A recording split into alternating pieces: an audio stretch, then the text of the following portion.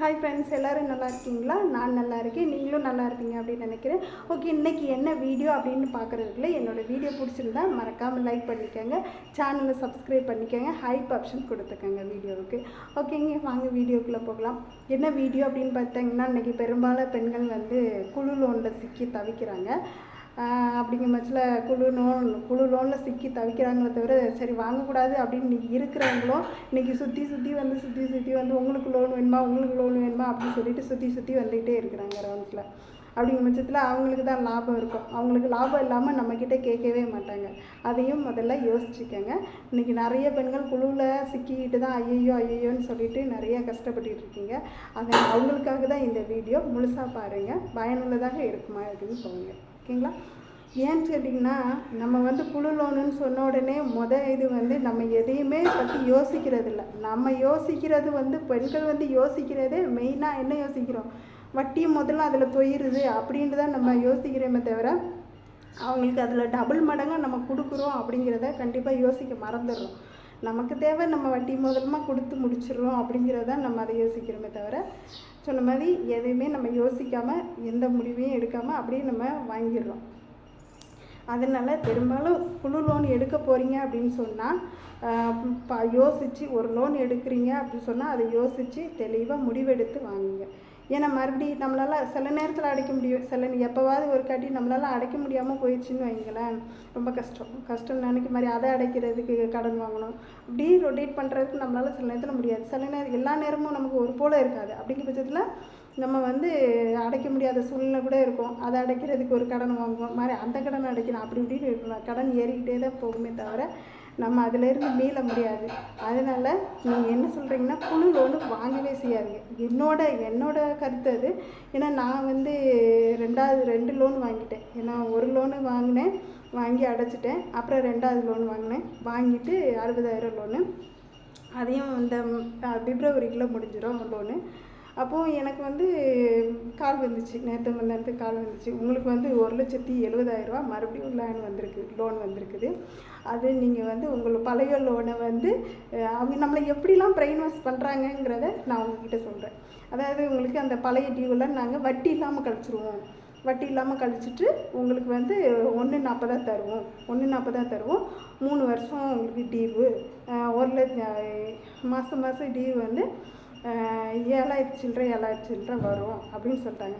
நமக்கு 1,40 அப்படின்னு சொல்லிட்டு நம்ம அந்த அமௌண்ட்டில் தான் இருப்போமே தவிர நம்ம மற்றபடி இந்த அமௌண்ட்டு கொடுக்கறது அப்புறம் இத்தனை வருஷம் போகுது அப்படிங்கிறத நம்ம யோசிக்கவே மாட்டோம். நமக்கு அமௌண்ட்டை பார்த்தோன்னே அப்படின்னு சொல்லிட்டு வாயை தான் குழப்பமே தவிர நமக்கு அதில் எவ்வளோ கொடுக்கணும், அதை கொடுக்க முடியுமா, மாதம் கொடுக்க முடியுமா அப்படிங்கிறத நம்ம யோசிக்கவே மாட்டோம்.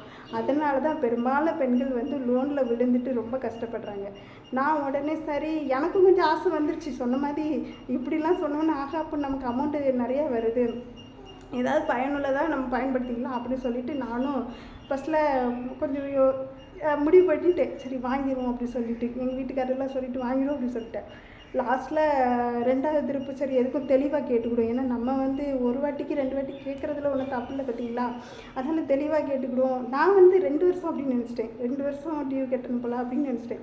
சரி இன்னொரு வாட்டி தெளிவாக கேட்டுக்கிறோம் அப்படின்னு சொல்லிட்டு மறுபடியும் கால் பண்ணி ஏங்க எப்படி என்ன ஏது அப்படின்னு விவரம் கேட்டேன். அப்போ அவங்க சொன்னாங்க, உங்களுக்கு 1,70,000 அமௌண்ட் வருது. அது உங்களுக்கு பழைய டியூ 10 மாதம். அந்த 10 மாத டியூவை உங்களுக்கு வட்டி இல்லாமல் நாங்கள் கழிச்சிருவோம். உங்களுக்கு வட்டி இல்லாமல் கழிச்சிட்டு மீதி தொகை 1,40 கொடுப்போம். அப்புறமா அது மாதம் 7,000 சம்திங் மாதம் வரும். 3 வருஷத்துக்கு 36 மாதத்துக்கு வரும் அப்படின்னு சொல்லிட்டாங்க. அப்போது நான் என்னடா 3 வருஷமா, இது என்ன கொடுமையாக இருக்கா அப்படின்னு சொல்லிட்டு அப்போ தான் போய் ஃபோனில் கால்குலேட் பண்ணுறேன்.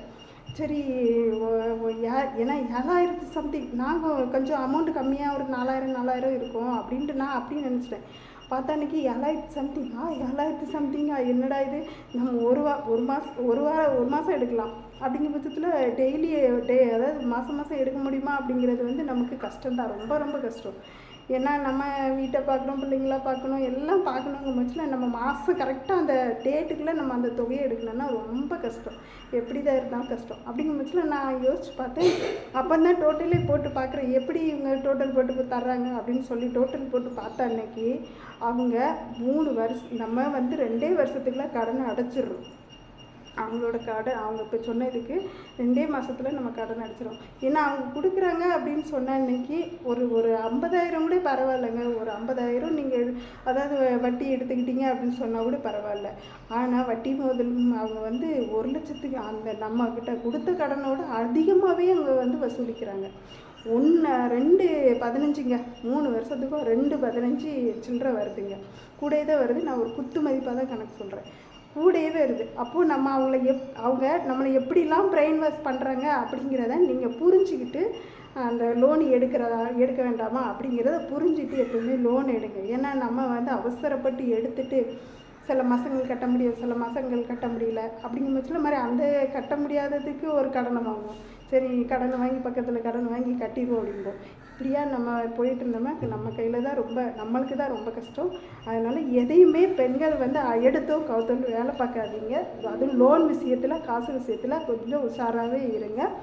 பார்த்து கவனமாக லோன் விஷயத்தில் ரொம்பவே உஷாராக இருங்க. ஏன்னா நம்ம அதாவது மூளையை மங்க வைக்கிறதுக்காக நிறையா நம்மளை ஆசையை காட்டுவாங்க. அப்படிங்கும் பட்சத்தில் நம்ம தான் ஆசைப்படுத்திட்டோம்னாலே ஐயோ அடக்க முடியாது. அதனால் பார்த்து கவனமாக லோன் எடுங்க. என்னோடய கருத்து இது தான். லோன் எடுக்கிறது வந்து ரொம்ப தப்பு. ஏன்னா அது எவ்வளோது கெட்டுறோம்.